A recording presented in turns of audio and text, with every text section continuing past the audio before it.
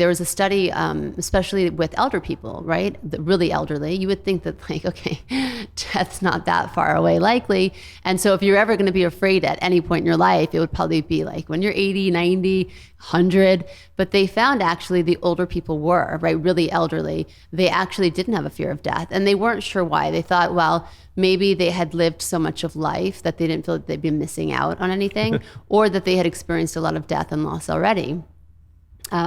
Which again, to the point that don't waste your time fearing this, because it's going to steal joy, moments, and really time you could be spending doing things that are purposeful for why you really came to this world. Yeah, and for our listeners, again, I find this, you mentioned this might be a heavy episode. The reality is, I find this one of the most inspiring topics. I've shared this before, I know with Monica and with some of our friends, and it might sound weird to our listeners, hopefully only initially, not, but that I actually enjoy funerals. Oh, and actually, I enjoy cemeteries because, and I'd like to share a little bit more about this, but because to me, what it does, it speaks to one word, truth, right? And I think what this episode is about, hopefully for our listeners, is not so much the focus on death, but most importantly, on living. How do we want to live with the lessons of death? And that for me is the most inspiring thing, because so much of life is wasted on the things that don't really have any significant meaning, that aren't. So when I say the word truth, I mean what is real, what is important.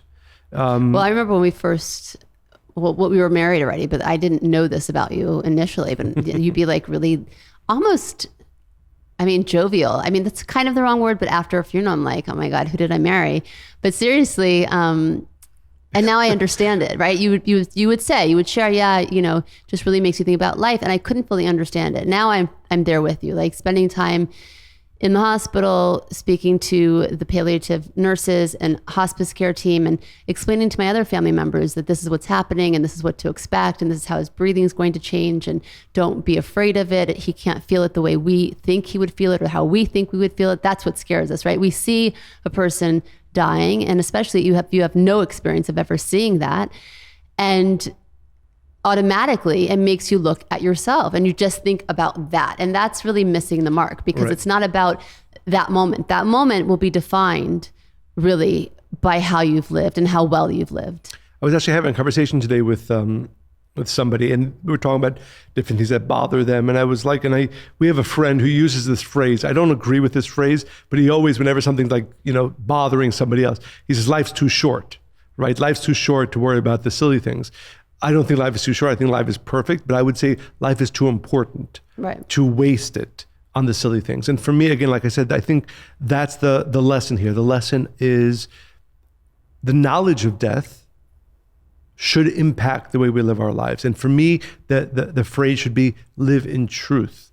And truth means the important. I was listening to somebody else who said that, when you go to a cemetery and you look at the gravestones, what does it say on the gravestones?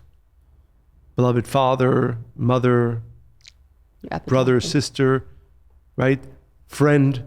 It doesn't say many of the other things that we spend so much time worrying about. And the idea is, because that's not truth. That's not truth. What this person did to me in the office today, that's not truth. Being a great father, being a great mother, being a great brother, being a great sister, being a great friend, that's truth.